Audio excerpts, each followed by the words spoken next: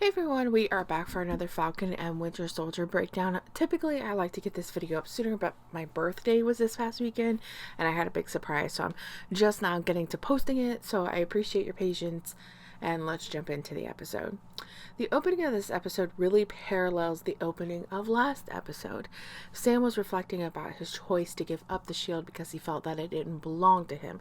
In this episode, John Walker is reflecting about the weight of this role that he feels that he has done the work and earned.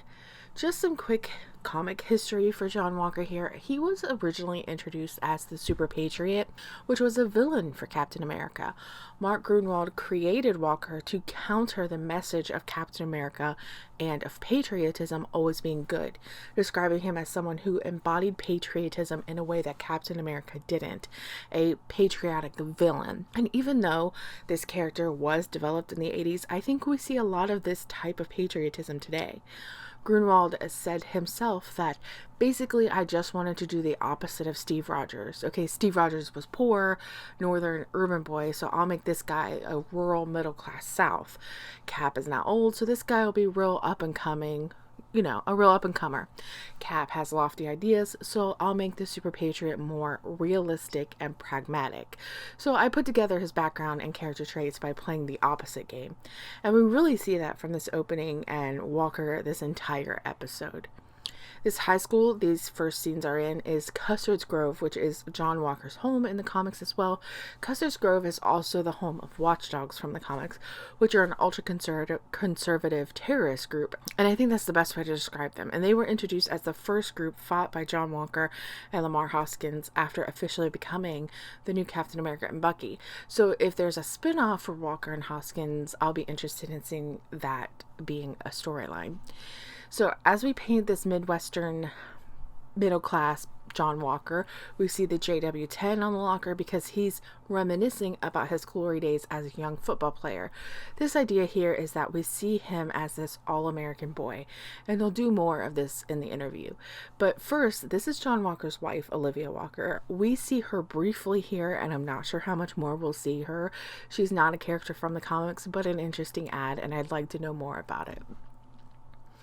Then the quick intro of Lamar Hoskins, who is Battlestar, U.S. Agent's partner in the comics. We learn from this conversation with these two that John's appointment as Captain America has only been for 2 weeks, in the works for 2 weeks, probably around the same time that Sam decided to give up the shield. They talk about the mission in Chile, and the only other time that Chile has ever been mentioned in the MCU was over on Daredevil.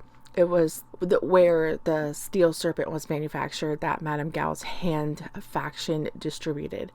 However, we do know that our good friend Thaddeus Ross, who was very into human experimentation, wasn't far over in Brazil. This could have been how these two were made into super soldiers. Now, I know they're trying to act like they aren't, but there are several clues in this episode to suggest otherwise, and I'll get to that. Hoskins is very aware that this is a huge deal for Walker and points out just how important the uniform is to people. I thought it was interesting that for Lamar and John, the mantle rests in the uniform, something new and designed for him that differs from what Steve wore. However, for Sam and Bucky, the mantle rests in the shield itself because it belonged to Steve at one point and was what he chose to pass on. However, we know that the Star Spangled Man was really just best with a plan, which is the song that the marching band is playing. This is a new version of the same song that Steve and the Captain America girls sang during his press tour. Of course, for John, this has been modernized. He even has an action figure. Steve did his tours to raise public opinion of the military and war efforts, while John's are really to promote the work of the GRC. This interview features Sarah Haynes from Good Morning America and really paints John as this good all-American guy who has served his country valiantly. He has served in counterterrorism and hostage rescue, earning 3 medals of honor. And they had this running scene which mimics the scene from Camp Lehigh in Captain America, First Avenger, and Steve remembers that scene again in Winter Soldier. It was one of the first examples that Steve was a better problem solver than the average soldier, or maybe he was just the man with a plan.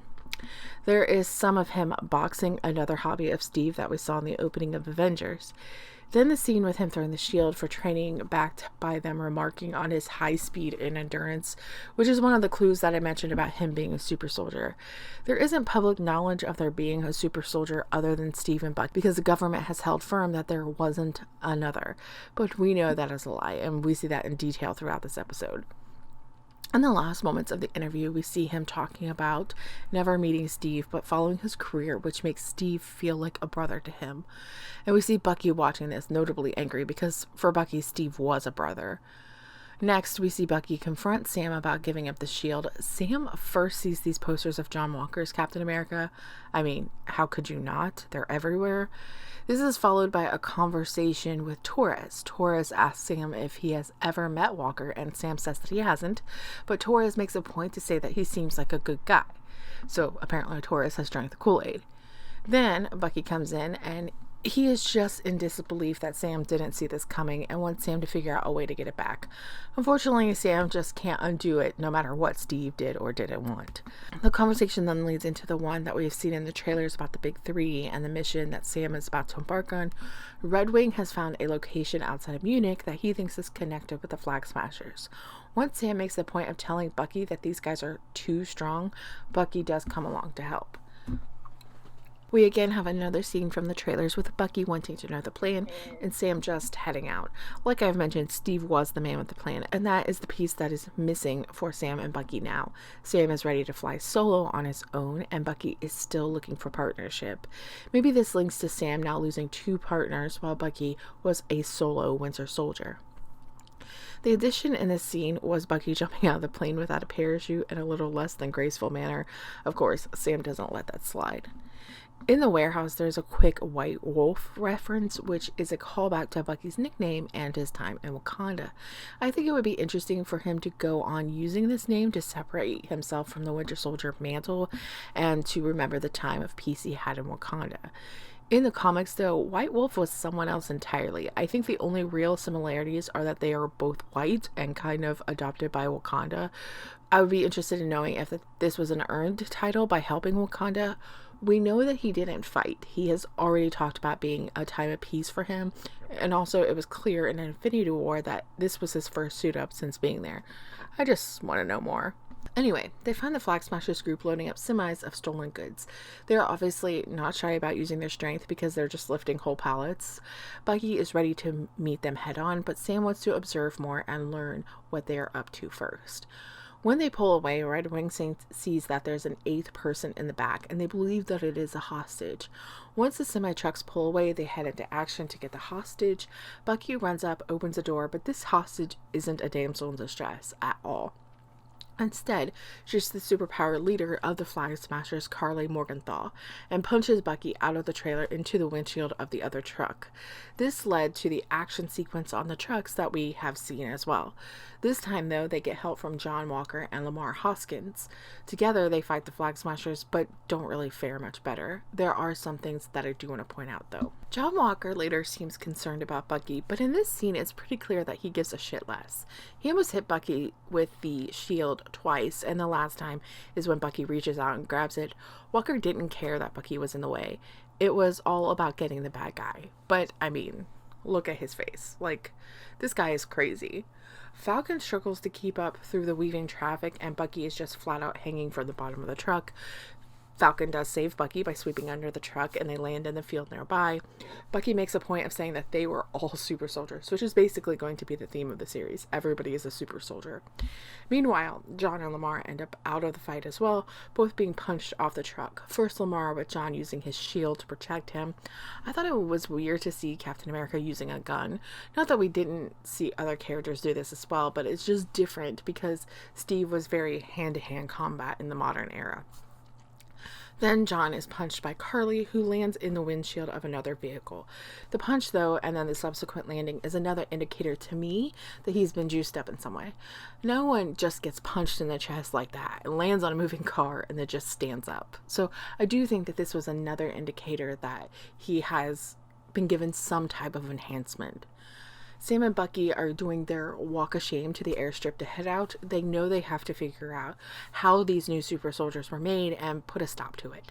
They are approached by John and Lamar. Walker mentions the big three here, which is likely came from listening through Red Wing, something that Sam learns here in a minute that the government has been doing to spy on him. Sam feels that this is a violation, but John reminds him that this is government property and he is the government. This isn't the only time he makes a statement like that, which really shows that he feels self-important, not something that we would have seen from Steve, as Steve did what he thought was right regardless of the government. This is the bad patriotism we were talking about. At first, Sam and Bucky have no desire to ride with them, but eventually cave. John wants to do a team up with all of them going after these super soldiers, but that is not something that Sam or Bucky are interested in. Bucky makes the point of even telling him that just because he has the shield doesn't mean he's Captain America. The final straw of this conversation comes from Lamar's addition. He explains that he's John's partner and his name is Battlestar. I know a lot of people thought that Bucky's reaction meant that he knew the name, but I think him having a hero name was just the last ridiculous straw in this ridiculous mess. I mean, he already had to tell them again that there aren't wizards. Come on. Bucky hops out and Sam has his final words with John. John says he isn't trying to be Steve, but he's just trying to be the best Captain America he can be, which isn't really a bad sentiment. The flub up here is that he refers to Sam as a wingman, like he's just some kind of sidekick or something, and Steve would have never made that distinction. To Steve, Sam was a partner, like they were on equal footing, regardless of who was in command. I want to talk about the two remaining Flag Smasher scenes together. First off, let's talk about Karli here. Karli is the female version of Karl Morgenthau. In the comics, he was the Flag Smasher, a terrorist who attacked symbols of world separatism, such as national flags and embassies. Through these random strikes, he hoped to convey the message that nationalism is an outdated concept, which tends to promote disunity among the family of men, which really echoes the views of the Flag Smasher group here, who want to return to the blip time where the world was less about countries and power and more about community and helping the people that were left behind. The first scene in the group is finding refuge with a supporter of the cause. This group is getting increased support after the blip return. I get the idea that their real problem lies with the people in power that have returned. They've mentioned the GRC and speak of them as an enemy, and we know that earlier Walker mentioned the GRC as well and thinks that they're doing a really good job. Make sure that the returned are taken care of. So you can see just how they're starting to build this opposite way of thinking between the Walker and the Flag Smashers. Karli also gets that mysterious text that claims that she has something and whoever this person is wants it back. Oh, and they're gonna kill her. Even with her super strength, you can see that she's scared about this. She talks with her group about an event that they're planning, that the world won't be the same after and there's no going back. So I imagine we'll see whatever this event is play out in the next episode or so. In another scene, we see them loading their haul into small planes to take it to the camp when they are found by Power Broker. I believe this is who the text was. Matthias, one of the men, volunteered to hold them off for the others to escape, and you can see that watching him sacrifice himself is extremely hard for Karli to watch. Power Broker in the comics is Dr. Carl Malice, a mad scientist who experimented on various superhuman individuals, went to work for the Power Broker Corporation, founded by Curtis Jackson, and used technology to augment strength for paying customers to superhuman levels. I don't know if this will be Malice. We did see Carl Malice on Jessica Jones, but they could be making this more of a corporation that's being led by someone else like Thaddeus Ross, or just someone interested in enhancing people. I think we are going to find that this group isn't the bad guys here. As for the Power Broker, we don't see who's in charge, but there is the call made to him or her to deliver the news that they got away. I am hoping that we get more information about this soon, because experimentation like this leads to a naked Canadian with claws, if you know what I mean. Sam and Bucky are headed home. Bucky is just ready to take the shield and get to work themselves, but Sam is being the more rational one here and says that he's not ready to live on the run again. They also mention Sharon Carter, which we know will be popping up soon.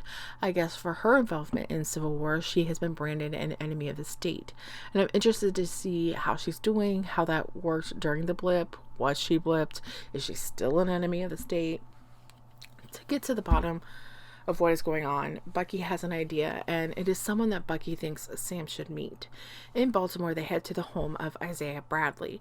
It is his grandson Elijah that answers the door, who I think we will eventually see be a young Avenger. We keep seeing these young Avenger characters popping up, like Tommy and Billy, now Elijah. We know we'll be getting Kate Bishop later this year for sure. Bucky gets through the door by recalling when these two met in Korea. Isaiah tells the story from 1951 during the Korean War. Apparently, the U.S. government had heard that Bucky was in the area, but everyone they sent in after him disappeared.